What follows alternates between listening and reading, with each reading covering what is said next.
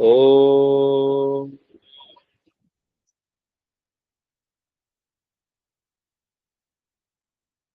वसुदेवसुतं देवं कंसचाणूरमर्दनम् देवकी परमानन्दं कृष्णौ वन्दे जगद्गुरुम्। श्री कृष्णौ वन्दे जगद्गुरुम्। ओम श्री कृष्णार्पणमस्तु। भगवान श्री कृष्ण के चरणों में प्रणाम।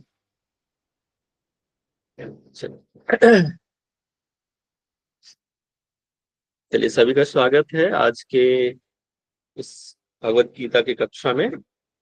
हम लोग कल ने देखा, बेसिक परिचय देखा था। और हमें यूजीसी नेट जेआरएफ के एग्जाम में जो सिलेबस है डिजाइन, उसके अकॉर्डिंग ही हमें पढ़ना है। पूरे चैप्टर्स तो नहीं है, कुछ ही चैप्टर्स हैं जो पढ़ना है। तो हम लोग कोशिश करेंगे जितना अच्छे से हो सके पढ़े उसको, समझे। कोई अगर समस्या हो तो पूछना है, ठीक है? कल मैंने एक चीज बताई थी, वो पांडव के जो अज्ञातवास की, एक्चुअली थोड़ा सा मिस्टेक था। हमने कहा कि वो जो 13 वर्ष का जो था, एक्चुअली 12 वर्ष का वनवास था और 1 वर्ष का अज्ञातवास था। मैंने मिस्टेक से अज्ञातवास पूरा कह दिया था। एक्चुअली 1 ही वर्ष का अज्ञातवास था वो, है ना? ये ध्यान रखिएगा। कल हमने इसको थोड़ा सा मिस्टेक हमने कर दिया। बेसिक एक बार फिर से हम ब्रीफ में परिचय जान लेते हैं कि कल हमने क्या क्या देखा डिटेल में। आज उसको समझ लेते हैं क्या पढ़ना है। परिचय में, भगवत गीता के परिचय में, 1 मिनट मैं स्क्रीन प्रेजेंट कर रहा हूँ, आप मुझे बताइएगा स्क्रीन शो हो रहा है क्या?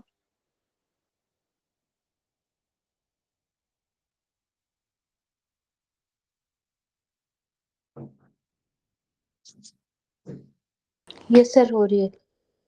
स्क्रीन शो हो रही है? हाँ जी सर। ये जो बेसिक परिचय है कि भगवत गीता को योग साहित्य का आत्मा कहा जाता है, अन्य स्मृति प्रस्थान भी कहते हैं इसको। लेखक है महर्षि वेद व्यास। भगवत गीता में कुल 18 अध्याय हैं और 18 पर्व भी है। टोटल 18 दिन तक ये युद्ध चला था कुरुक्षेत्र के मैदान में। टोटल 700 श्लोक हैं, कहीं कहीं पे 745 भी देखने को मिलता है, लेकिन आपको याद 700 ही करना है। इसमें भगवान श्री कृष्ण ने 574 कहा है, और अर्जुन ने 84 और संजय 40 और धृतराष्ट्र 1 श्लोक। धृष्ट, ये स्पेलिंग को थोड़ा समझते हैं, धृतराष्ट्र है। पहला श्लोक जो है भगवत गीता का, वो धृतराष्ट्र ने बोला है, और अंतिम श्लोक संजय ने बोला है। संजय कौन थे? ये महर्षि वेद व्यास के शिष्य थे। उनको दिव्य दृष्टि मिली हुई थी वेद व्यास को, और उन्हें संजय को दिया था इस जो महाभारत की लाइव टेलीकास्ट को देखकर धृतराष्ट्र को बताने के लिए, है ना? क्योंकि वो बचपन से अंधा था, इसलिए तो वो इसलिए उस युद्ध का हिस्सा नहीं बना था वो। ये जो टोटल 18 जो पर्व हैं, उसमें से ये जो भगवत गीता लिया गया है वो भीष्म पर्व से लिया गया है। भीष्म पर्व के 23 से 40वें अध्याय से लिया गया है। इसमें रूपक, उपमा आदि 14 अलंकार और 4 अनुष्टुप छंद हैं। अनुष्टुप छूट गया, अनुष्टुप छंद है। भगवत गीता को उपनिषद, ब्रह्म विद्या, योग शास्त्र आदि के नाम से भी हम जानते हैं। कल मैंने आपको प्रस्थान त्रयी बताया था। उपनिषद, दो और क्या नाम हमने बताए, किसी को याद है? ब्रह्म, भगवत गीता और ब्रह्म सूत्र।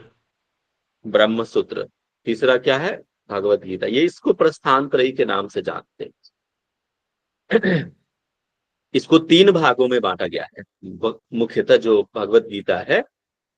एक कर्म योग, पहला से लेके 6ठे अध्याय तक जो है वो कर्म योग के बारे में मिलता है खासकर, और 7वां से लेकर 12वां तक भक्ति योग के बारे में।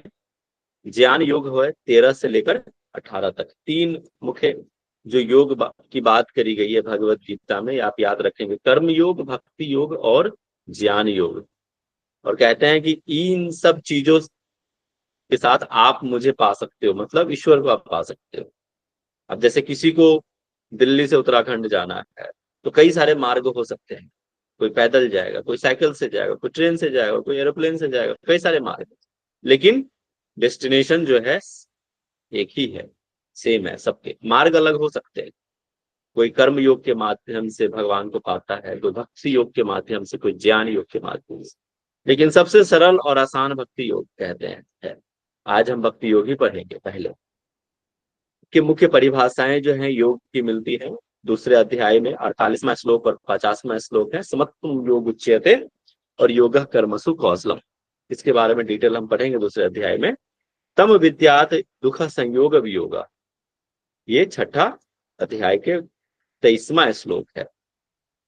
अध्यायों के नाम है अर्जुन विषाद। ये अध्याय के नाम 18 अध्यायों के नाम आपको याद होने चाहिए। अर्जुन विषाद योग, इसमें 47 श्लोक है। सांख्य योग, कर्म योग, ज्ञान कर्म संन्यास योग, कर्म संन्यास योग, आत्म संयम योग, जिसको ध्यान योग के नाम से जो हम जानते हैं। 7वां है ज्ञान विज्ञान योग, अक्षर ब्रह्म योग, राज विद्या राजगुह्य योग, विभूति योग, विश्व रूप दर्शन योग, भक्ति योग, क्षेत्र क्षेत्रज्ञ विभाग योग, गुण त्रय विभाग योग, पुरुषोत्तम योग, गुण त्रय विभाग योग, पुरुषोत्तम योग, दैवासुर संपाद विभाग योग, श्रद्धा त्रय विभाग योग और मोक्ष संन्यास योग। 18 अध्याय आपको याद होने चाहिए, लेकिन एग्जाम में कई सारे जो है चैप्टर आपको नहीं पढ़ना है। ठीक है, आपको कौन कौन सा चैप्टर पढ़ना है इसमें से? एक तो सांख्य योग दूसरा अध्याय है। हमने आपको 1 मिनट सिलेबस भी दिखाया था ना, फिर से मैं एक बार दिखा देता हूँ। जो लोग आज नए जुड़े होंगे उनको आइडिया लग जाना चाहिए। ये देखिए, हमें क्या क्या अध्याय पढ़ना है। एक तो उसका परिचय देखना है, फिर उसकी परिभाषाएं, उसकी प्रासंगिकता। दूसरे अध्याय, टोटली हमें दूसरा अध्याय पढ़ना है, तीसरा अध्याय पढ़ना है, छठा, 7वां, 12वां, इसके बाद 13, 14 और 17वां अध्याय पढ़ना है, 16वां अध्याय और 18वां अध्याय। ये कुछ अध्याय हैं, एग्जाम के दृष्टिकोण से पढ़ना है, पूरे नहीं पढ़ना है, और आसान है, इजी है। ठीक है, तो ये बेसिक हमने बेसिक डिस्क्रिप्शन देख लिया है, और हम एक एक करके अध्याय में जब जाएंगे, श्लोक पढ़ेंगे तो समझ में आएगा। ठीक है, तो आज का जो हमारा, कल भी मैंने कहा था कि सबसे अच्छा जो है वो है द्वादश अध्याय, है ना। 12वां अध्याय हम लोग पढ़ेंगे सबसे पहले, ताकि आपको इजी रहे समझ में। छोटा सा चैप्टर है, 20 श्लोक है मात्र, और आप इजिली समझ सकते हैं। भक्ति योग कहते हैं, देखो कई सारे मार्ग हैं, लेकिन सबसे सरल और आसान मार्ग है भगवान को पाने के लिए, वह भक्ति योग। ठीक है, भक्ति योग के मार्ग में आप जो है, भक्ति योग के मार्ग पे चल के आप इजिली भगवान को पा सकते हैं, ऐसा कहते हैं भगवान श्री कृष्ण। ठीक है, लेकिन आज हम भगवत गीता का वाचन कर रहे हैं, तो अगर कहीं कोई त्रुटि हो तो आप माफ कीजिएगा। यहाँ कई सारे ऐसे लोग भी होंगे जो इस हमसे बेहतर जानते होंगे, बट मैंने कुछ थोड़ा बहुत सीखा है, समझा है, तो बड़ी हिम्मत करी है कि आपको मैं थोड़े से पढ़ाऊं, समझाऊं। तो क्या होता है कि कई बार एक कहानी के माध्यम से आपको पहले समझाऊंगा इसको। कि एक बार क्या होता है कि स्वामी एक नारायण बड़ा विद्वान थे, और बड़ा अच्छा, उनकी भक्ति बहुत गहन थी, तो उनके पास लोग आते थे उनका वाचन सुनने के लिए, उनका प्रवचन सुनने के लिए। ऐसे ही एक ज्ञानी जो जन थे, श्रवण नामक विद्वान, वो उनके पास पहुंचते हैं उनका श्रवण के लिए। तो जाते हैं, तो बड़ा सेवा सत्कार करते हैं स्वामी नारायण अपने वहां उनके पास, कि चलो आओ बैठो, खाना पीना पानी सब कुछ देते हैं। फिर भोजन होने के बाद पानी पिया उन्होंने, फिर उनके लिए जूस लाया, थोड़ा सा पानी पिया, भरा हुआ गिलास था, फिर उसमें उन्होंने जूस रखना प्रारंभ कर देते हैं, भरा हुआ जल में जूस। तो थोड़ी देर के बाद जो है, जो जूस है, शरबत है, वो नीचे गिरने लगता है गिलास से। तो बड़ा श्रवण पाश्चर्य कह रही है तो भरा हुआ गिलास है, क्यों इसमें डाल रहे हो? तो स्वामी नारायण समझाते हैं कि जिस प्रकार से ये भरा हुआ गिलास में इसके उस पात्र में अतिरिक्त शरबत नहीं जाया जा सकता, वैसे ये हम लोगों की दशा है। जब तक हम खाली होके नहीं बैठेंगे ना, तब तक आप नहीं, इसमें आपकी बातें जो हैं, जो मैं कहूंगा वो आपके नहीं जा, क्योंकि आप ऑलरेडी इतने सारे चीज ग्रहण करके बैठे हुए हैं। अरे हमने वहां ऐसा सुना, वहां सेना सर ने तो ऐसा कहा, तो फिर वो बात समझ में आएगी। इसलिए खाली होके बैठना बहुत जरूरी है श्रवण के लिए। तो वही स्वामी नारायण समझा रहे हैं, तुम खाली होके बैठो। तब भरा हुआ पात्र में जिस प्रकार से उसमें अतिरिक्त जल शरबत नहीं जाया जा सकता, वैसे ही इंसान है। अंदर से आप खाली होगे तभी आप अंदर में कोई भी बातें जाएगी आपके अंदर। जिस प्रकार से श्रृंगार जो होता है ना, एक श्रृंगार हटता है तभी दूसरा श्रृंगार चढ़ता है। भगवान की तिलक की माथे तिलक जो होता है वो हटता है तभी दूसरा तिलक चढ़ता है। वैसे ये है ज्ञान। ठीक है, ऑलरेडी अगर बहुत सारी चीजें भरी पड़ी हैं तो फिर उसमें अतिरिक्त नहीं जाए। इसलिए खाली होके बैठना है, समझना है। तो 12वां अध्याय स्टार्ट करते हैं। ठीक है। इस अध्याय का नाम है 12वां अध्याय, वो है भक्ति योग। याद रखना, द्वादश अध्याय जो है भक्ति योग, यहाँ से भक्ति योग की प्रारंभ होता है। और कहते हैं सबसे पहले, अर्जुन उवाच। आवाज जा रही है ना सबको स्पष्ट? कोई समस्या तो नहीं आ रही?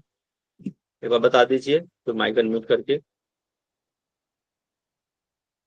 आवाज हाँ क्लियर जी है? सर, आ रही है। स्क्रीन क्लियर नहीं है? सर, अच्छी आ रही। ठीक है। आ रही है सर, आ रही। सर 12वां अर्जुन अध्याय है, 11वां अध्याय है? उवाच। ठीक, धन्यवाद। एवं सतत युक्ता ये भक्तास्त्वां पर्युपासते, ये चाप्यक्षरमव्यक्तं तेषां के योग वित्तमाः। कहते हैं, अर्जुन बोलते हैं कि जो अर्जुन कह रहे हैं, किनको कह रहे हैं? भगवान श्री कृष्ण से उनके साथ वार्तालाप हो रहा है, ये संवाद है। भगवान, ये भगवत गीता क्या है? संवाद है भगवान श्री कृष्ण और अर्जुन के बीच। मैंने आपको कल कहा कि आप खुद को अर्जुन मानिए और फिर बैठिए। आपके सारे प्रश्न, जितने अर्जुन के प्रश्न है ना कहीं हमारे जीवन में उसी प्रकार की दुविधा, शंका रहती ही है अर्जुन की तरह। तो इस तरह से बैठिए कि आपके ये शंका है, आपके ये प्रश्न है। ठीक है, और भगवान श्री कृष्ण आपको ये उपदेश दे रहे हैं, बता रहे हैं। तो अर्जुन ने पूछा भगवान श्री कृष्ण से कि जो भक्त आपको निरंतर भजता है, अनन्य प्रेम के साथ आपको लगा रहता है, निरंतर आपके भजन ध्यान में लगा रहता है, इसमें सगुण, देखो दो प्रकार की बातें हैं, एक तो सगुण और निर्गुण। जो ईश्वर की जो रूप है, बहुत लोग क्या करते हैं, सगुण आकार का, जो निश्चित कोई डायमेंशन है किसी का, उसकी पूजा करते हैं। जैसे मूर्ति पूजा हो गई, ये सारी चीज जो देखते हैं हम आंखों से, किसी प्रत्यक्ष को देखते हैं, तो सगुण आकार हो गया। तो जो भक्त आपको सगुण रूप में पूजते हैं और जो अव्यक्त है, निराकार ब्रह्म है, उनको पूजते हैं, तो उन दोनों में से आपको सबसे प्रिय कौन है? तेसांग के योग वित्तमः, उन दोनों में उत्तम योग वेत्ता कौन है? सगुण या निर्गुण? ये प्रश्न है, याद रखना। अब यहाँ पे कहते हैं श्री भगवान उवाच, भगवान अब कहते हैं, देखो इसको समझने से पहले, आगे बढ़ने से पहले, इसको थोड़ा सा आपको मैं प्रैक्टिकल वे में समझने का प्रयास करता हूँ। जैसे कुछ लोग, जैसे हम लोग बैठे हैं ऑनलाइन कक्षा में, बहुत लोग ऑफलाइन कक्षा में बैठे रहते हैं। वो आपका किसी विद्यार्थी ने प्रश्न किया, ठीक है सर, आपको कौन से स्टूडेंट प्रिय हैं? ऑफलाइन वाला प्रिय है या ऑनलाइन वाला प्रिय है? ठीक है, तो कहता मैं, जैसे कि शिक्षक कहते हैं कि ये ऑनलाइन ऑफलाइन से कुछ मतलब नहीं है, जो ज्यादा ग्रहण करेगा वो ज्यादा प्रिय। ठीक है, कोई अंतर नहीं है। योग्यता, लगन, उत्कंठा और कर्मठा के साथ सभी विद्यार्थियां अगर अच्छे से ग्रहण करेगा उस चीज को, वो प्रिय है। और ऐसा नहीं है कि ऑफलाइन वाले प्रिय हैं तो जो ऑनलाइन कक्षा ले रहे हैं वो प्रिय नहीं होंगे, वो भी उतने ही प्रिय होंगे। ठीक है, दोनों की अपनी अपनी जगह पे महत्ता है। लेकिन भगवान क्या कह रहे हैं, देखो, मय्यावेश्य मनो ये मान नित्य युक्ता उपासते श्रद्धया पर्योपेतास्ते में। जो देखो, जो बड़ा शब्द है ना उसको तोड़ के पढ़ना, पर्योपेतास्ते में युक्त तमा मता। अब कह रहा है, भगवान जी कह रहे हैं कि जो मुझ में निरंतर मुझको सगुण रूप, कह रहा है यहाँ पे किसकी बात हो रही है, सगुण रूप, मुझको सगुण रूप की जो उपासना करते हैं वो मुझे सर्वश्रेष्ठ प्रिय है। पहले कह दिए कि जो ऑफलाइन वाले हैं वो प्रिय हैं, जो सामने हैं, लेकिन इसका मतलब ये नहीं कि जो ऑनलाइन है वो प्रिय नहीं है। फिर बाद में आगे कहते हैं वो कि जो मेरे सगुण रूप को उपासते हैं वो सर्वश्रेष्ठ योगी है मेरे मत में, मतलब भगवान श्री कृष्ण। ठीक है, यहाँ पे देखो दो बातें हैं। भगवान कह रहे हैं कि ईश्वर को पाने के लिए एक तो दो मार्ग उन्होंने बताया, एक तो भक्ति के मार्ग अपनाओ या फिर ज्ञान मार्ग को अपनाओ। ठीक है, तो भक्ति का मार्ग भगवान को बड़ा प्रिय है। कहते हैं भक्ति बड़ा आसान है, इजी है, तो आप कर सकते हो। easy। तो भगवान बोले कि मुझ में मन को एकाग्र करके निरंतर मेरे भजन ध्यान में लगे हुए जो भक्त जन अति श्रेष्ठ प्रिय है, वो सगुण रूप की बात हो रहा है। युक्त होकर मुझ सगुण रूप परमेश्वर को भजते हैं, वो मुझको योगियों में उत्तम योगी मान, वो श्रेष्ठ है। बट इसका मतलब ये नहीं, ये त्वक्षर निर्देश्यम अव्यक्तम पर्युपासते सर्वत्र गमचिन्त्यंच कुटस्थमचलं ध्रुवम संनियम्येन्द्रिय ग्रामम सर्वत्र समबुद्धयः ते प्राप्नुवन्ति मामेव सर्वभूतहिते रताः। और जो कह रहे हैं वो तो प्रिय है ही, जो सगुण सकार रूप को उपासना करते हैं वो तो प्रिय है। लेकिन और जो अपने इंद्रिय समूह को, इंद्रियम ये ग्राम सर्वत्र समबुद्धय, बुद्धि को, इंद्रियों को अपने वश में करके सब जगह परिपूर्ण में न आने वाले निर्विकार अचल ध्रुव अक्षर, यहाँ बताया गया है, कुटस्थम अचलम ध्रुवम, ध्रुव होके एकदम एकाग्र अचल ध्रुव अक्षर अव्यक्त की तरह उपासना जो करता है मुझ में, अपने इंद्रियों को संयमित रख के जो मुझे उपासना करेगा अचल होकर, यहाँ पे भगवान जो निराकार प्रभु के बारे में यहाँ पे कह रहे हैं उसके 8 लक्षण बताए। वो बात पहले क्या थी, तो सगुण रूप का था। यहाँ पे क्या है, निर्गुण रूप। निराकार प्रभु के 8 लक्षण उन्होंने बता दिया। क्या, अक्षरम निर्देशयम अव्यक्तम सर्वत्र अचिंतयम कुटस्थ अचलम ध्रुवम, ये 8 प्रकार के लक्षण बताएं प्रभु को। अगर इस रूप में, इस रूप से अगर कोई किस भगवान को भजता है तो वो भी उनको प्रिय है। अक्षरम मतलब, क्षरम मतलब होता है क्षरण होना, अक्षर मतलब जो घटता बढ़ता नहीं। अनिर्देश्यम जिसकी कोई और इशारा ना हो सके, अव्यक्तम जिसको शब्दों में व्यक्त नहीं किया जा सके, अव्यक्तम, व्यक्त मतलब व्यक्त किया जा सकता है शब्दों में, अव्यक्तम जो शब्दों में व्यक्त ना किया जा सके, सर्वत्र जो सब जगह विद्यमान है, अचिंत्यम जिसका चिंतन ना हो सके, कुटस्थ, कुटस्थ होता है जैसे लोहार को आप देखे होंगे, जो औजार लोहा का एक टुकड़ा है उसको, उस टुकड़े को एक कूट पे डाल के, बेस पे डाल के पीटते रहता है, वो कूट नहीं बदलता, एक रहता है, स्थिर रहता है एक ही जगह पे, वो नहीं बदलता। अचलम जो स्थिर है, ध्रुवम जो निश्चित है हमेशा विद्यमान, ध्रुव देखते हैं वो हमेशा विद्यमान रहता है, ध्रुव तारा। तो कहते हैं, भगवान कहते हैं ऐसे योगी जो निराकार की उपासना करता हुआ इन सब जो गुणों के साथ करता है समस्त भूत प्राणियों में भी चिंतन करता हुआ सब परमात्मा का जो भाव रखता है, वह योगी मुझको ही प्राप्त होता है, वो भी भगवान को प्राप्त, ठीक है, वो भी प्राप्त करेगा ईश्वर को। फिर कहते हैं आगे, सर्वभूतों में हित रत, सब में समान भाव रखने वाले योगी मुझको ही प्राप्त होते हैं। क्लेशो क्लेशोधिकतरस्ते साम अव्यक्तासक्त चेतसाम अव्यक्ता ही गतिर दुखन देहवद्भिर्व्याप्यते। कहते कि उन अव्यक्त में आसक्त चित्त वाले उन साधकों को, अपने साधन में उन साधकों को कष्ट अधिक होता है, क्योंकि देहाभिमानियों के द्वारा अव्यक्त विषयक गति कठिनता से प्राप्त होती है। वो क्या है? वो माया में घिरे रहते हैं, देह के वासनाओं में रहते हैं। वो देह अभिमानियों के लिए उनका अभिमान रहता है कि मैं, उस शरीर, मतलब इसी में जो घिरे रहते हैं। अव्यक्त उनको इतना आसानी से ईश्वर की प्राप्ति नहीं, वो ईश्वर की प्राप्ति नहीं करते जिनको अपने शरीर की चिंता है, ठीक है।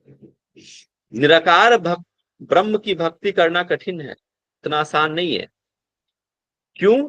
आप देखो, हम लोग पूजा करते हैं तो कहीं हम कनेक्ट हो जाते हैं, किसी चीज को देख रहे हैं तो हम इजिली कनेक्ट होते हैं, लेकिन कोई कुछ नहीं है, कुछ भी नहीं है, निराकार ब्रह्म का उपासना इतना आसान नहीं है, कह रहे हैं, वो बड़ा कठिन है निराकार। इसीलिए सगुण रूप, इसलिए तो हम लोग मूर्ति बनाते हैं, उसको पूजते हैं, वो सगुण रूप है, हम कनेक्ट हो जाते हैं इसलिए। लेकिन जो निर्गुण है, कोई निराकार है, तो उसकी उपासना इतना आसान नहीं होता, हम फोकस नहीं कर पाएंगे, कहाँ फोकस करेंगे, ऐसा रहता है। तो कहते हैं कि निराकार ब्रह्म की भक्ति करना बड़ा कठिन है। जब तक मनुष्य अपने देह को मानता है, तब तक, जब तक मनुष्य अपने देह को मानता है कि ये शरीर शरीर जपते रहता है, तब तक निराकार उपासना संभव नहीं है। उसको क्या समझना पड़ेगा कि मैं सच्चिदानंद स्वरूप अंश हूं। जब तक ये नहीं समझेगा, वो तब तक निराकार ब्रह्म की उपासना नहीं कर सकता। इस बात को समझने पर ही हम निराकार की उपासना कर पाएंगे। क्या? कि मैं सच्चिदानंद का ही स्वरूप, उसी का अंश हूं। इसीलिए इसकी तुलना में भक्ति मार्ग कहते हैं बड़ा आसान है ना। कि हम किसी भी आंखों के सामने किसी भी चीज की संकल्पना कर पाते हैं, देख पाते हैं, तो ध्यान करना आसान होता है किसी चीजों पे। आपने गिरंड संहिता में पढ़ा था ना, ध्यान के सूक्ष्म ध्यान, ज्योति ध्यान, ठीक है ना। तो 3 प्रकार के ध्यान आपने वहां पर, किसी चीज को देखकर, स्थूल वस्तु को देखकर, स्थूल ध्यान बड़ा आसान होता है। ये तु सर्वाणि कर्माणि मय सन्न्यस्य मत्पराः अनन्येनैव योगेन मां ध्यायन्त उपासते। आप कहते हैं कि परंतु जो मेरे परायण रहने वाले भक्तजन संपूर्ण कर्मों को ही मुझ में अर्पण करके मुझ सगुण रूप परमेश्वर को अनन्य भक्ति योग से निरंतर चिंतन करते हुए जो भजते हैं। अब आगे वाला ये दोनों साथ में पढ़िए तो इजीली समझ में आ जाएगा। तेषाम हम समुद्धरता मृत्यु संसार सागरात् भवामि न चिरार्थ पार्थ मय्या वेशित चेतसाम। बोलते हे अर्जुन, जो मेरे कर्मों को मेरे को अर्पण करके उनके परायण होते, बोलते ना ईश्वर के परायण हो जाना। आप जो कर्म कर रहे हैं, आप ईश्वर को सौंप दीजिए, मेरा कुछ नहीं, ये सब आपका। ईश्वर के परायण होके जो मेरा ध्यान करता है, मेरी उपासना करता है, हे पार्थ, मुझ में अविष्ट चित्त वाले उन भक्तों का मैं मृत्यु संसार सागरात, मृत्यु रूप संसार समुद्र से शीघ्र ही उद्धार करने वाला हो जाता हूं, उनको मोक्ष की प्राप्ति हो जाती, ठीक है। और ऐसा नहीं कि बुरे कर्म ही अर्पित कर दीजिए भगवान को, ऐसा नहीं होता। जो करने योग्य हो। एक आज बड़ा एक सुबह सुबह मुझे कोटेशन, आजकल स्टेटस डालते हैं ना व्हाट्सएप पे, बड़ा एक अच्छा स्टेटस था कि हम कपड़े पहनते हैं कि मुझे अच्छा लगे, हम ऐसा कर्म नहीं करते कि भगवान को अच्छा लगे। ऐसा कर्म करो कि जो ईश्वर को अच्छा लगे। हम क्या करते हैं, अच्छे अच्छे कपड़े पहनते हैं कि मुझे खुद को अच्छा लगे। ऐसा कर्म नहीं करते कि भगवान को अच्छा लगे, उसको नेग्लेक्ट करते हैं। तो ऐसा नहीं करना है, अच्छे कर्म सौंपना है भगवान को, अच्छे कर्म कीजिए। जब जिस जिस दिन इस तरह का भाव आ जाएगा ना आपके मन में, तो फिर देखो, फिर तो परिवर्तन आपके अंदर है ना। तो सब कुछ आपको अपने अच्छे कर्मों को भगवान को जब सौंप के करते हैं, तो आपका जो ये जो मृत्यु संसार सागर अब ये जो है, उससे भी उद्धार कर देते हैं भगवान आपको, है ना।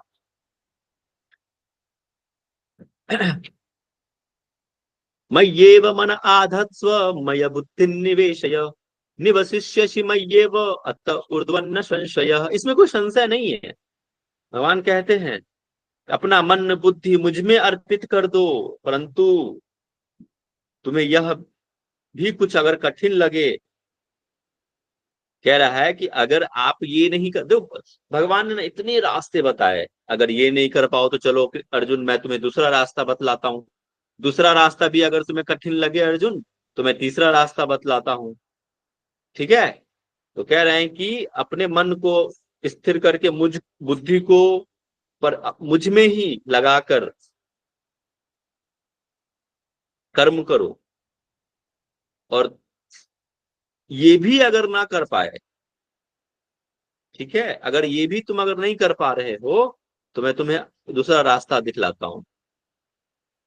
ठीक है, दूसरा सरल उपाय बतलाता हूं। अथ चित्तम समाधातुं न शक्नोषि मया स्थिरम अभ्यास योगेन ततो मामिच्छातुं धनंजय। अथ चित्तम समाधातुं न शक्नोषि मया स्थिरम अभ्यास योगेन ततो मामिच्छातुं धनंजय। कह रहा है कि यदि तू मन को मुझ में अचल स्थापन करने में भी सक्षम नहीं है, समर्थ नहीं है, अगर तू मन को भी, तेरा देखो मन कितना चंचल होता है, पल भर में यहाँ पे है तो पल भर में पता नहीं कहाँ चला जाएगा, स्थिर ही नहीं है मन। अगर इसको भी नहीं स्थिर कर पा रहे हो हे अर्जुन, तो तुम क्या करो, अभ्यास योग ने, तो अभ्यास योग से, अभ्यास रूपी योग से मुझको तुम प्राप्त करने की इच्छा रखो। मामिच्छाप्तुं धनंजय। यहाँ पे अर्जुन किसके लिए आया है, धनंजय। धनंजय किसके लिए आया है, अर्जुन के लिए आया है। कई सारे नाम आप देखेंगे भगवान श्री कृष्ण के, अर्जुन के। ठीक है। तो कह रहे हैं कि अगर आप मन को नहीं स्थिर कर पा रहे हैं, मुझ में नहीं लगा पा रहे हैं, उसमें भी असमर्थ हैं, तो एक काम करो, मैं दूसरा उपाय बतलाता हूं। आप अभ्यास योग के द्वारा आप जो है मुझको प्राप्त करने की इच्छा रखो। अब कह रहा अभ्यास से पे समर्थ हो सी, कह रहा चलो ठीक है, ये भी तुम्हें कठिन लग रहा है क्या, चलो ठीक है, इसका भी उपाय हम आपको बतलाते हैं। अभ्यास से पे समर्थो सी मत कर्म परमो भव मदर्थम अभी कर्माणि कुर्वन् सिद्धिमवाप्स्यसि। कि यदि तू उपयुक्त अभ्यास में भी असमर्थ है, ये भी अगर नहीं कर पा रहा, अभ्यास भी नहीं कर पा रहा है, तो क्या करो, तो मेरे केवल मेरे लिए कर्म करने की परायण रखो, कि हम जो कर रहे हैं भगवान के लिए कर रहे हैं, आपके लिए ही कर रहे हैं। ठीक है, उनके प्रति परायण हो जा, मतलब मेरे प्रति परायण हो जा, ईश्वर के प्रति। इस प्रकार मेरे निमित्त कर्मों को करता हुआ भी मेरी प्राप्ति रूप सिद्धि को ही प्राप्त होता है। अगर कोई इस तरह से भी अभ्यास करेगा, इस तरह से भी करता है, कोई कर्म आप अपने ईश्वर को सौंप के भी करते हैं, तो भी वो मुझे ही प्राप्त होगा। अथैत दप्य सक्तोषी कर्तुम मद्योगमाश्रितः सर्व कर्म फल त्यागन ततः कुरु यथात्मवान। ठीक है, एक बड़ा, इसको पढ़ाने से पहले कहते हैं ना कि समर्पित कर दीजिए भगवान को जो कुछ भी आप कर रहे हैं, ठीक है, जब आप उनको सौंप देते हैं ना, क्या कि कर्म किए जा फल की इच्छा मत कर, एक बड़ा भजन बड़ा अच्छा है कि कर्म किए जा फल की इच्छा मत कर ए इंसान, जैसा कर्म करेगा वैसा फल देगा भगवान। ये भजन है बड़ा अच्छा, आप लोग सुनते हैं तो। एक बड़ा इससे को रिलेटेड एक कहानी है, आपको मैं सुनाता हूँ। एक अकबर और बीरबल की कहानी है। एक बार क्या हुआ, दोनों जंगल में जाते हैं, ठीक है, शिकार के लिए, बीरबल और अकबर। तो उसके पास एक बड़ा सा नाला गुजर रहा होता है, वो वहीं ठहर जाते हैं। लेकिन उधर से एक बालक आता है, लकड़ी का गठरी लिए सर पे, और वो छलांग मार के कूद जाता है, इजिली चला जाता है। बड़ा आश्चर्य होता है अकबर को कि भाई ये कैसे करा गया, कर लिया उसने। वो बुलाता है बालक को, उस लकड़हारे को, अच्छा ठीक है इधर आओ, मेरे सामने फिर से तुम करो, अगर तुमने इसको पार कर लिया तो मैं तुम्हें 10 सोने की मुहरे दूंगा। खुश हो गया बालक, चलो ये तो बड़ा आसान काम है। वो गया, इस बार वो पार ना कर सका, वो गिर गया रास्ते में। बीरबल बड़ा हंसने लगा, अकबर को बड़ा आश्चर्य हुआ, अरे इसने तो पहले आसानी से तो पार कर लिया पहले, तो इस बार क्यों नहीं पार किया। तो बीरबल कहता है कि अब जो उसके सर पे जो गठरी था ना, उसका भार वो अब 10 गुना बढ़ गया था, वो जो मुहरे थी ना वो बढ़ गई। इसीलिए जो हम कर्म कर रहे हैं वो पहले कर रहा था, वो सौंप दिया ईश्वर को, इजिली पार कर ले रहा था। ये हमारे साथ भी होता है, कई बार आकांक्षाएं बढ़ जाती, इच्छाएं बढ़ जाती है, हम असफल हो जाते हैं जीवन में। लेकिन जब फल की इच्छा मत करो, छोड़ दो, भगवान को सौंप दे, जो करेंगे देखेंगे, आप सफल हो जाते हैं कई बार। ठीक है, कि अब सौंप दिया इस जीवन का सब भार तुम्हारे हाथों में, है जीत तुम्हारे हाथों में और हार तुम्हारे हाथों में। इस भाव से जब आप कोई भी कर्म करते हैं तो सफल जरूर होते हैं। ठीक है, अथैत दप्त शक्तोसी कर्त्युम मग्द्योगमाश्रित सर्व कर्म फल त्यागन ततः कुरु यतात्मवान। यही बात, सारे ही कर्म को फल को त्याग दो। अभी वही चीज मैंने आपको समझाया इस कहानी के माध्यम से, फल की त्याग छोड़ दीजिए, आप कर्म कीजिए, सौंप दीजिए। ये जीवन का भार हो या कोई भी कर्म हो, भगवान को जब अपने बस में ना होना तो सौंप देना चाहिए। आपने पतंजलि योग सूत्र में पढ़ा था ना, ईश्वर प्राणिधान। मैं तो अक्सर यही करता हूँ, मेरे हाथ में नहीं होता, मैं भगवान को, अरे आप तुम जानो यार, तुम ही सब कुछ करते हो, सब कुछ निकल जाता है फिर वो। अच्छा भी हुआ तो भी ठीक है, बुरा हुआ तो भी ठीक है, चलो ठीक है भाई, भगवान की यही इच्छा थी, शायद इसमें ही कुछ अच्छा हो। निगेटिव में भी पॉजिटिव ढूंढ लेना। ठीक है, ये बड़े सौभाग्य की बात है कि हम लोग गीता के श्रवण के लिए बैठे हैं, मैं वाचन कर रहा हूं, बड़े सौभाग्य की बात है। ठीक है, ये मैं मानता हूं कि ये मैं खुद ने, ये भगवान का चुना हुआ है। आप ये सोच रहे हैं कि आप बैठे हैं, नहीं, आप शायद ने कुछ अच्छे कर्म किए होंगे, तब जाके ये आप सुन रहे हैं, श्रवण कर रहे हैं गीता का। कुछ अच्छे कर्म ही होते हैं जब हम सुनते सिखाते हैं।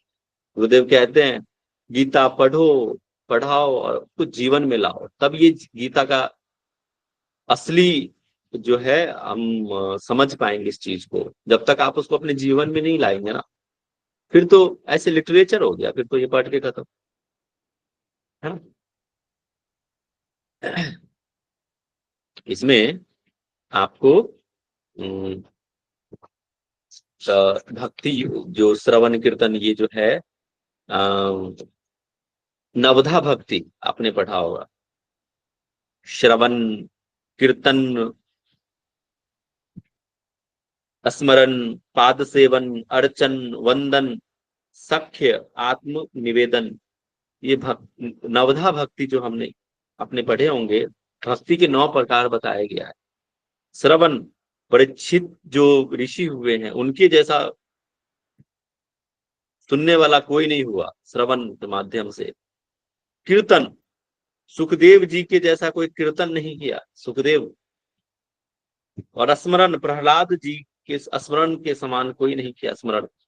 मनन, स्मरण मनन। पाद सेवन, लक्ष्मी जी के पैरों, आप देखते हो लक्ष्मी जी जो हैं विष्णु की सेवा करते रहते हैं, उनके जैसा। अर्चन, पृथ्वी राजा के अर्चना करने के समान कोई अर्चन नहीं किया आज तक। वंदन, अक्रूर ने वंदना के समान कोई अन्यथा कोई अदर नहीं हुआ। दास से, हनुमान जी के समान कोई दास नहीं बनकर सेवा किया भगवान राम की। सख्य, अर्जुन के समान कोई सखा नहीं हुआ भगवान श्री कृष्ण के। आत्मनिवेदन, राजा बलि ने जो आत्मनिवेदन की उसके समान कोई और नहीं। इसलिए ये नवधा भक्ति में आता है ये सारे चीज। आदि शंकराचार्य कहते हैं, भगवान आदि शंकराचार्य गृहस्थ को 5 देवों की उपासना करने की सलाह देते हैं, विष्णु, शिव, देवी, गणेश और सूर्य। चलिए ये तो आपके एग्जाम में नहीं आएगा, लेकिन फिर भी कुछ कुछ चीजें जो है हमें जाननी चाहिए, समझनी चाहिए। आगे पढ़ते हैं। पहले ये बताइए, अभी जो हमने कहा आपको समझ में आ रहा है आपको? नहीं तो फिर तो हम पढ़ाए जा रहे हैं, बताए जा रहे हैं और आपको समझ ही ना आए तो फिर क्या ही मतलब है। समझ में आ रहा है, इजी, बड़ा आसान लैंग्वेज में समझाने का प्रयास कर रहा हूँ। कई रास्ते बताए उनको आ रहा है सर, आ रहा है। भगवान से। आ रहा है ना समझ में सबको? यस सर, आ रहा है। श्रेयो हि ज्ञानमभ्यासात् ज्ञानात् ध्यानं विशिष्यते, ध्यानात् कर्म फल त्यागात् शान्तिरनन्तरम्। अन्वय करके तोड़ तोड़ के पढ़ना। ये तो मेरा थोड़ा अभ्यास है तो मैं इस लय में पढ़ रहा हूँ, आप भी अभ्यास करेंगे तो आप भी पढ़ पाएंगे। कह रहे हैं कि जो ये महत्वपूर्ण है एग्जाम के दृष्टिकोण से भी, और इसको समझिए। कहते हैं अभ्यास से शास्त्र ज्ञान श्रेष्ठ है। श्रेयो ही ज्ञानम अभ्यास ज्ञान ध्यान विशिष्यते। और ज्ञान, शास्त्र ज्ञान से ध्यान श्रेष्ठ है, विशेष बताए। और ध्यान से भी श्रेष्ठ क्या है? कर्म फलक का त्याग कर देना। ठीक है, क्योंकि त्याग से ही तत्काल ही परम शांति की प्राप्ति हो जाती है। समझ में आया? अभ्यास से शास्त्र ज्ञान श्रेष्ठ है, शास्त्रों का ज्ञान अभ्यास। और शास्त्र ज्ञान से ध्यान श्रेष्ठ है, और ध्यान से कर्म फल की त्याग कर देना ही, कर्म फल की, जो हम कर्म करते हैं फल की इच्छा मत रखना, वो श्रेष्ठ बताया है भगवान श्री कृष्ण। और इससे आप तत्काल ही परम शांति को प्राप्त कर देते हो। तो बिना मर्म को जानकर किए हुए अभ्यास से ज्ञान श्रेष्ठ है, ज्ञान से मुझ परमेश्वर का स्वरूप का ध्यान श्रेष्ठ है, और ध्यान से सब कर्मों का फल का त्याग श्रेष्ठ है, क्योंकि त्याग से ही तत्काल ही परम शांति की प्राप्ति हो जाती है।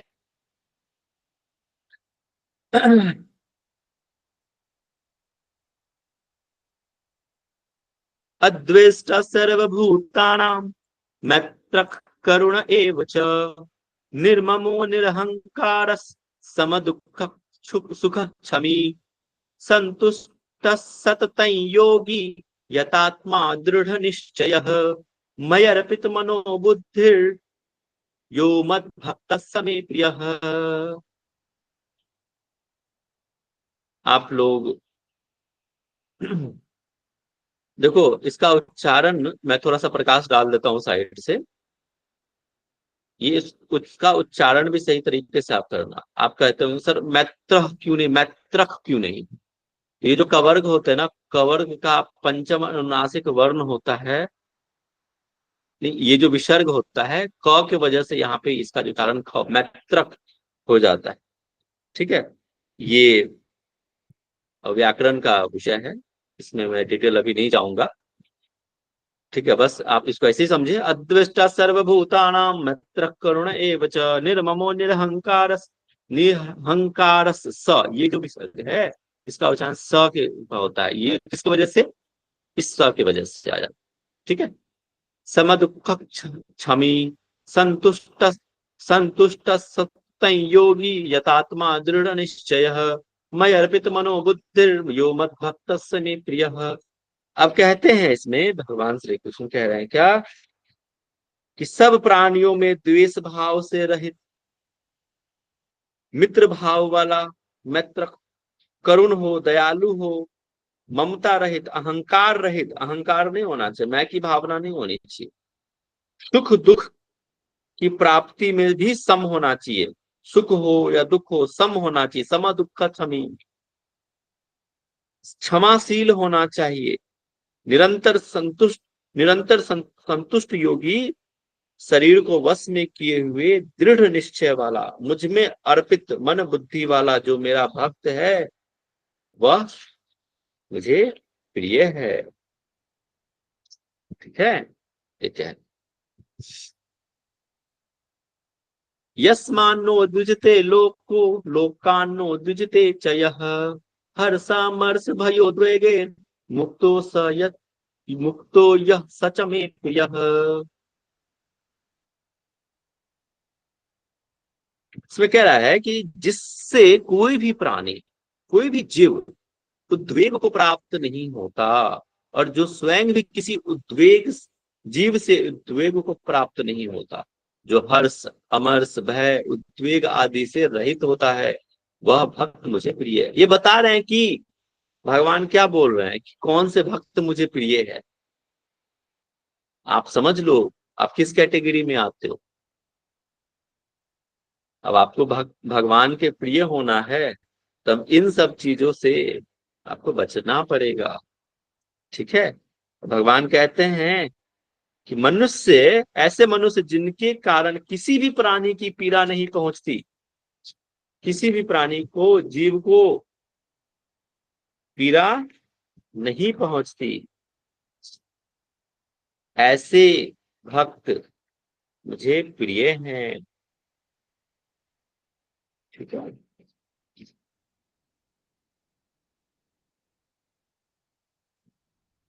और दूसरों को कर्म वचन से भी किसी को हानि नहीं पहुंचाता, शब्दों से भी, मन से भी किसी को घायल नहीं करता, किसी के बारे में बुरा नहीं सोचता, वो मुझे प्रिय है। किसी के साथ प्रतिस्पर्धा नहीं रखता, कंपटीशन, अरे बहुत आगे बढ़ गया मैं पीछे रह गया, इस तरह की प्रतिस्पर्धा नहीं रखता, वो मुझे प्रिय है। घृणा नहीं रखता किसी से, ऐसे भक्त मुझे प्रिय है। अनपेक्ष सुचिर दक्ष उदासीनो गतव्यथः सर्वारंभ परित्यागी यो मत भक्त समे प्रियः।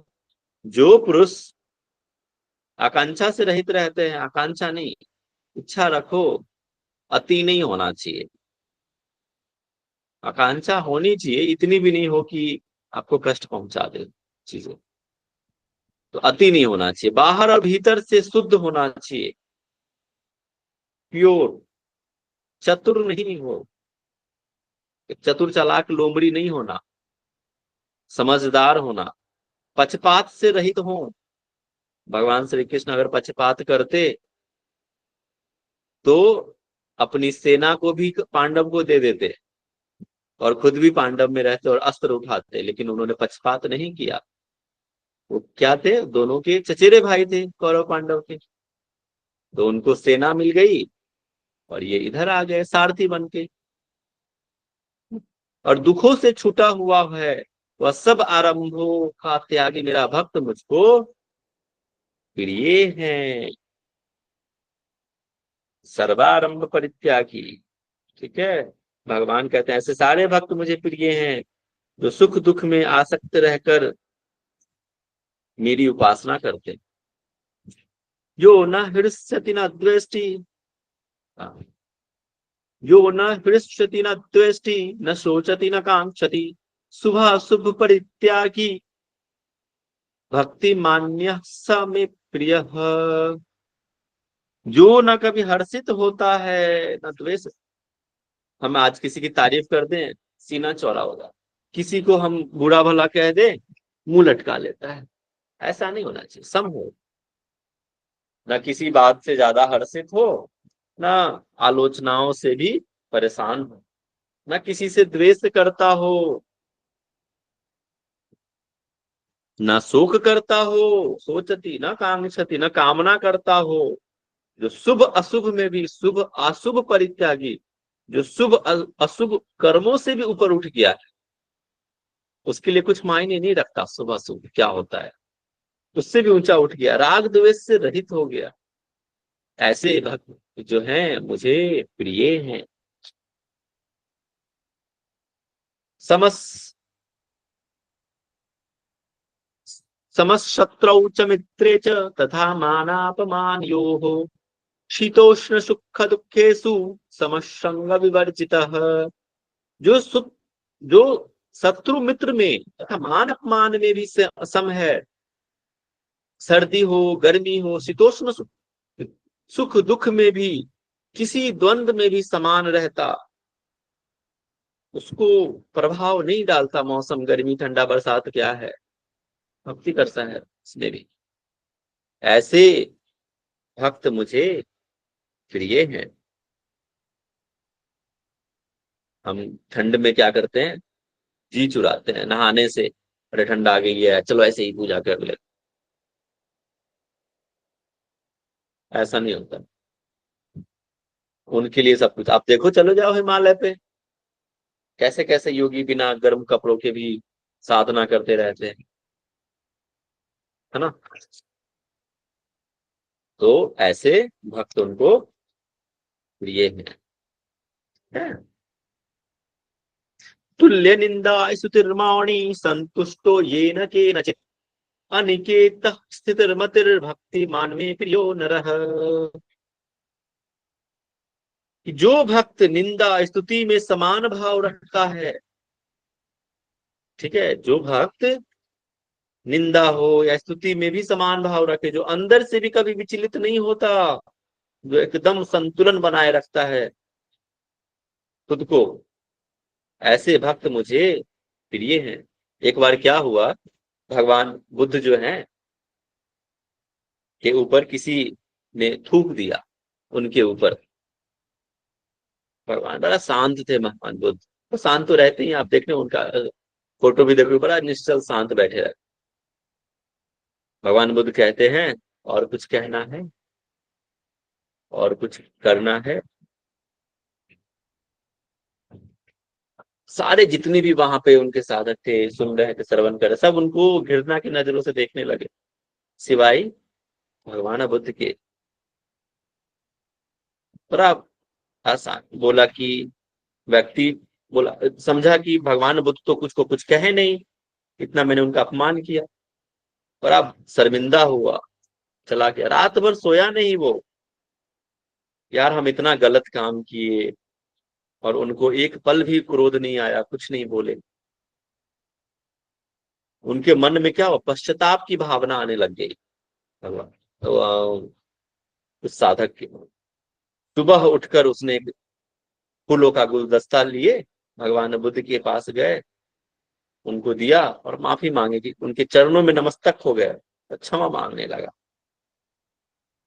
भगवान फिर भी बड़े शांत, इस भाव से भी वो हर्षित नहीं हुए कि अरे मुझे वो पूज रहा है, मुझे, बिल्कुल शांत। फिर कहें तुम्हें और कुछ कहना है, बिल्कुल शांत हो गए। तो शिष्य को बड़ा आश्चर्य हुआ, यार ये तो बड़ा स्थिर है, न कुछ बोल रहे हैं न कुछ कहा, मैंने इतना अपमान किया, उनको मैंने माला पहनाई, फिर भी उनको गुस्सा नहीं हुआ, नहीं हर्ष हुआ, समान रहे।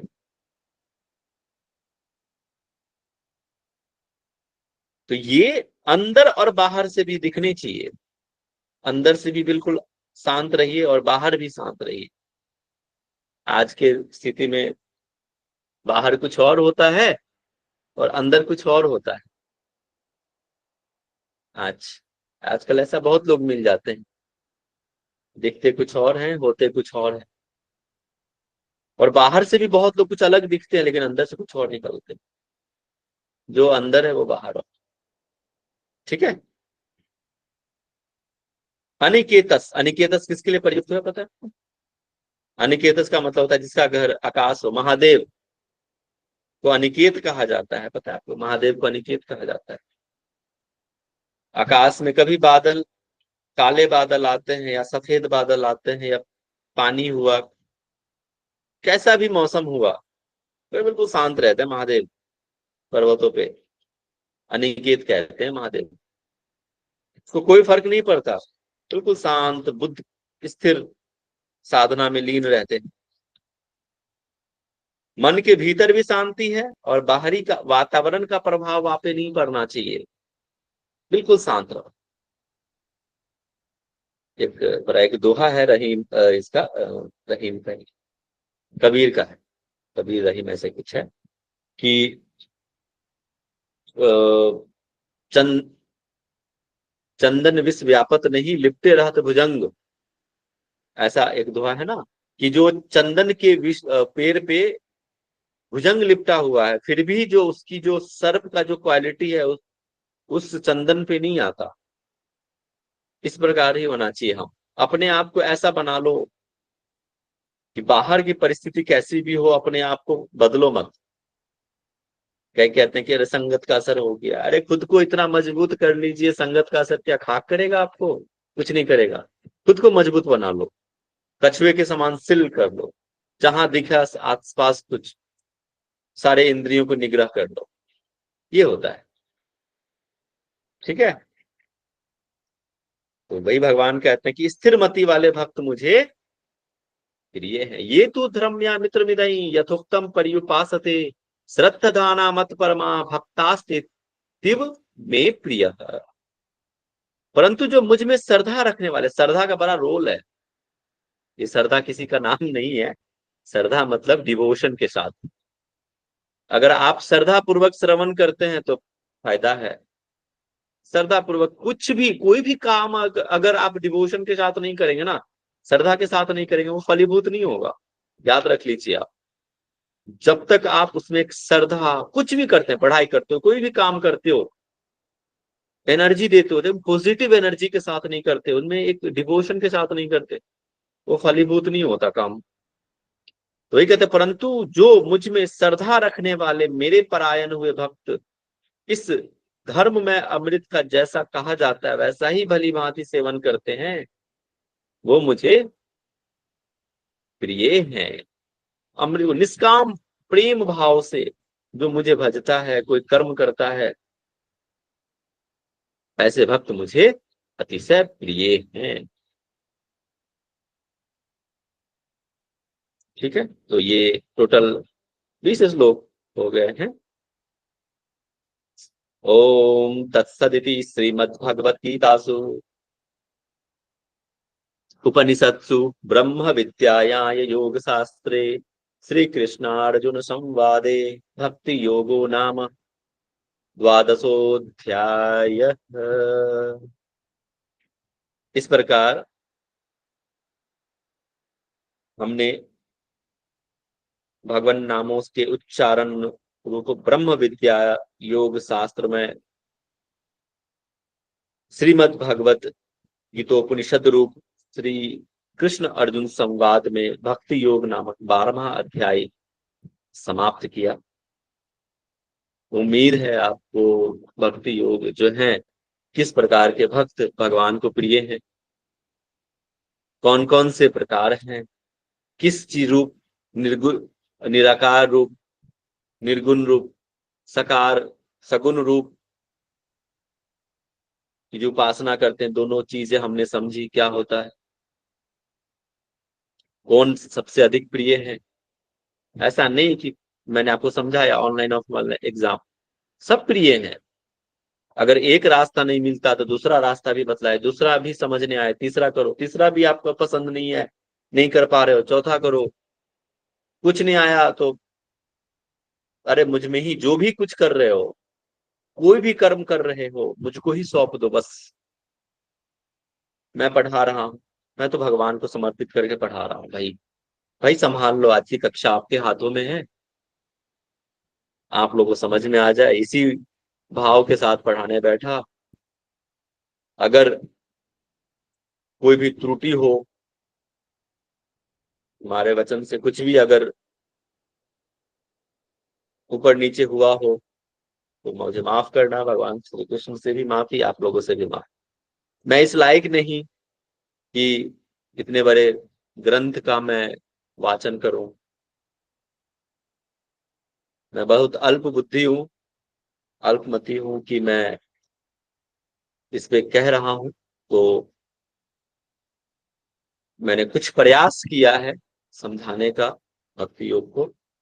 उम्मीद है आपको समझ में आया होगा। अगर कुछ ना समझ में आया हो तो आप पूछ सकते हैं। ठीक है, तो द्वादश अध्याय जो है भक्ति योग हमने समाप्त आज कर लिया है। फिर हम कल कुछ नए चैप्टर पढ़ेंगे।